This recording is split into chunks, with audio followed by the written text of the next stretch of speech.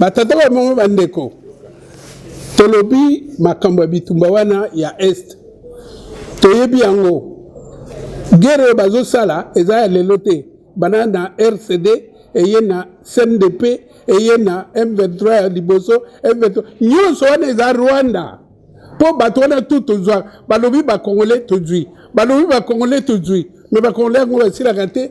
Donc guerre yo ezali ya Félix Tshisekedi Tshilombo te po bato mingi bazo kanisa soko tu échoué Félix ne muto échoué non guerre yo tolinga ye te tozala simana ye.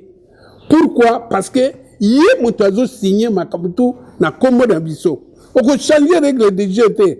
Même ngai nazo loba to bwaka constitution mais entre temps na kati ya constitution tozana ngo mokonzi za Félix to landa ye biso nyonso ozala opposant ozala majorité na singi birwa na kisasa botelema vigilance omuni muto oyo yebite yebisa police acha ye pembeni ko sala justice te que no pensa na police. Donc biso tokobunda na bango ti congolais ya suka mutukutina ve